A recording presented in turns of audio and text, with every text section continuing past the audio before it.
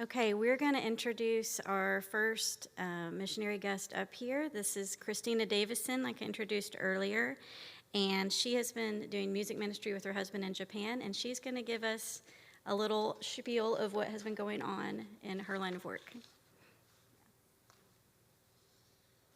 Good morning, ladies. It's such a privilege for me to be with you this morning and get to share a little bit about what the Lord has been doing in our family and through our family as we minister in Japan. So for those of you that aren't familiar with what we do, my family has lived a total of 8 years in Japan. The first 4, we were there with the United States military. My husband was a soldier in the U.S. Army bands, and so the band sent us to Japan to a base called Camp Zama on the outskirts of Tokyo.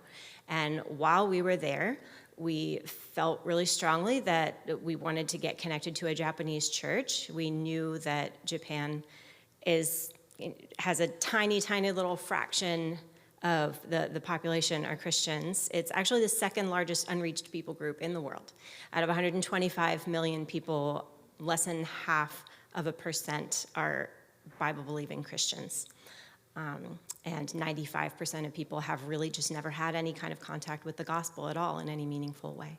So we started attending a Japanese church. We started spending all our free time with Japanese Christians and with missionaries, volunteering with them. That is a dangerous pastime, as we have now just finished a term of 4 years in Japan with Mission to the World.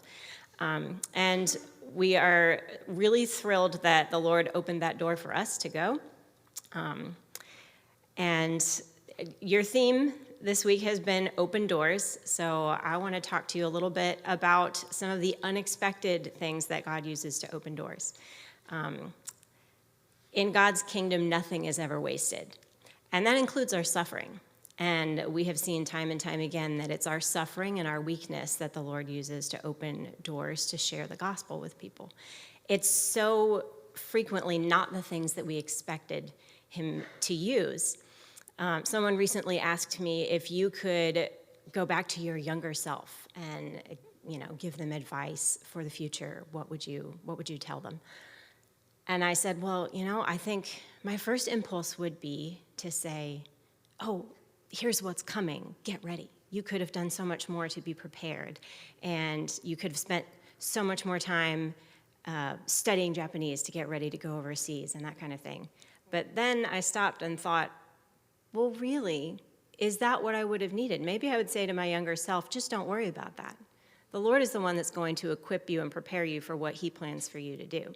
Because during my last 4 years in Japan, I have skills and training and things that I expected to be useful in the mission field, and sometimes those are the things God chooses to use. For example, during the pandemic, things were a lot more restricted in Japan than they probably were here. Our church that we've been serving at didn't meet in person for more than 2 years.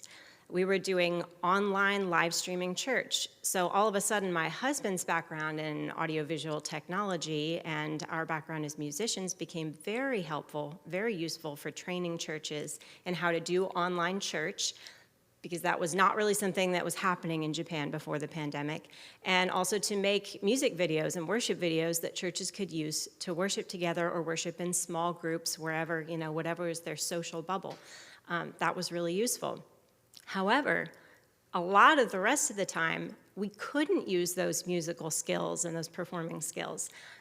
Ideas that we had and plans that we had for Olympics outreach, for example, totally scrapped. We went there all psyched up for the 2020 Olympics, and none of that ministry that we had planned panned out. And there were so many, I think, what we were tempted to view as missed opportunities because of those pandemic restrictions. We couldn't give concerts, we couldn't give performances. I couldn't invite people to say, oh, come hear me play the violin and sing. But instead, the ways that God ended up opening doors was through, first of all, us opening our door to other people in our community. And second of all, us opening doors for conversations by showing our weakness first. In Japanese society, there's a lot of social pressure for people to appear like they've got it all together. You know your place in the hierarchy of society. You do what's expected of you. You meet people's expectations. You're responsible and a good citizen, and you don't make trouble or rock the boat.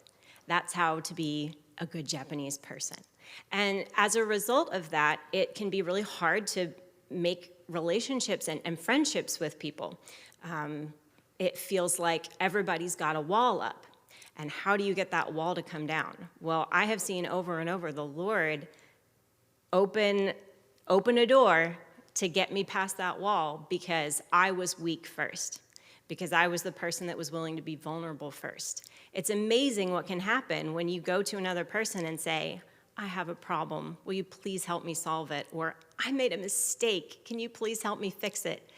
I can tell you right now, you move to another country and learn another language, there's going to be a lot of times that you have to go and say, I made a mistake. Can you please help me fix it? I don't know what to do. And sometimes it's just basic stuff of life like, oh no, when I signed up for a bank account, I didn't have one of those special Hunko stamps yet, so I just signed my name. And now the bank won't recognize my signature unless it's exactly reproduced the way it was when I first put it on the paperwork. Can you please help me fix this problem because I am a foreigner who doesn't know what to do? But sometimes it's things that are much more painful. Sometimes the things that God chooses to use are physical limitations.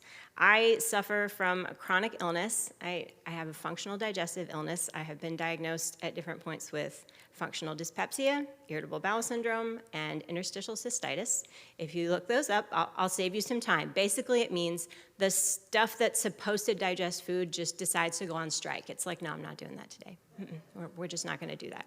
And at random intervals for seemingly no reason at all.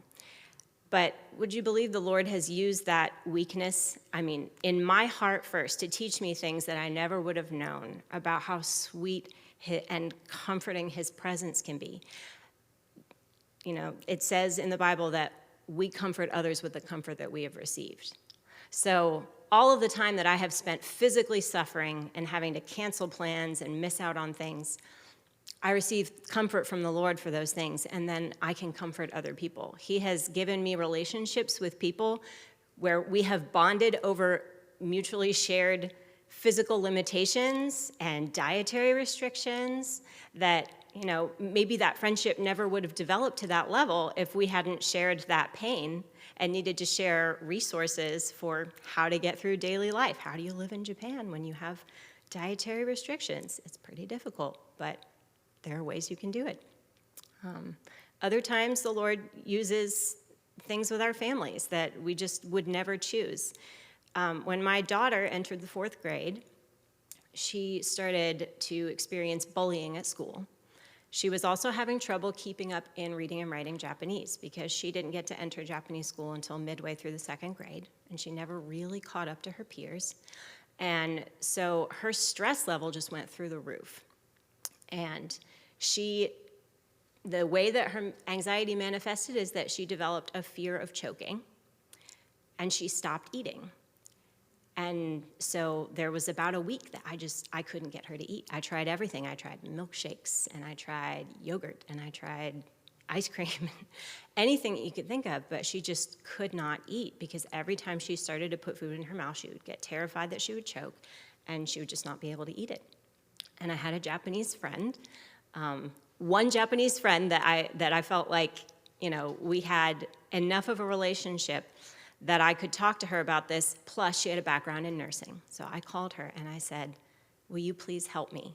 I'm so anxious, I'm so worried, and I don't know what to do. Can you give me some advice? And she gave me some advice. She talked me through, well, here are some steps you can take. I took my daughter to a medical doctor so that he could examine her and just reassure her that physically you are fine and it's going to be okay. And I took lots of other steps as well, steps to adjust her educational environment. I started a group for mothers and daughters, a Bible study for mothers and daughters, and we went through a book about worry and anxiety and what God says about worrying, and that was a great community for her. But that opened the door in this relationship where I showed my weakness first. I said, I don't have it all together. I have problems. I don't know how to fix them. I'm not a perfect parent. Well, a year later, after this lady had gone back to work, And her daughter had been spending a lot of time at home because she was doing online school and been left to her own devices, and she developed a really serious eating disorder. And it was at the point where they were going to need to hospitalize her. She called me, and she said, "Help. I don't know what to do, and I'm so worried, and I'm so afraid, and I need somebody to talk to about it." So I spent time with her over the next year or so of them dealing with this. I would check in with her regularly. "Hey, praying for you right now. There's no need to respond if you're too overwhelmed, but I just want you to know I'm thinking about you. When you can, I would love to hear an update on how she's doing. I can come over and sit with you anytime." I would go over to her house and I would sit with her and I would just say, "It's okay for you to cry. You can cry in front of me. It's not making me uncomfortable. I'm sad with you. I really am praying that the Lord will help you find the right tools to help your daughter." Well, after about a year of that, she had kind of made some progress and then plateaued, and they made the really tough decision to relocate to the United States because there's better care here for eating disorders, and also her family spoke good English. And as she was, we were getting together as they were preparing to leave, and she said, "I'm so grateful for you because I haven't told any of my Japanese friends about this. I can't talk to them about it. I don't want to see them because anytime I do, I have to pretend that I'm okay. I can't tell them because it's too shameful for me to admit that this is going on. And I don't know what I would have done without you."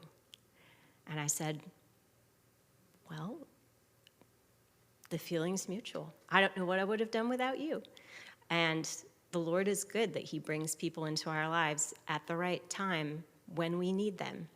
And it was a great way to just have a conversation with her about the gospel. That family is still not, made a profession of faith, but they have visited church with us. They came to our house during the pandemic and watched church online, and we gave them books, and we had conversations with them about how important it is for us to be able to lean on Jesus in our times of suffering, and we're praying. I would love for you to pray with us for that family. It's mom and dad and 2 kids, a boy and a girl. I won't give you their names for privacy concerns, but we're still in contact with them and hoping to be able to visit with them while we're here in the States, and hoping that they'll be able to visit with us when they come back to Japan to see their family that's still in Japan, and would really love to see them give their lives to the Lord. But another thing that we've seen over and over again during our time in Japan is that you never know what the Lord is going to do with those seeds. We plant seeds, we water seeds. It's God that gives the growth. And the Holy Spirit will do that work at the right time in his perfect plan. We've heard from people where, they planted a seed and then they went away and they came back 20 years later and wow, there's a whole flourishing tree. And I had no idea. I didn't even follow up because I was in a different city. But then I came back and look what God did. So I hope that that's an encouragement to you.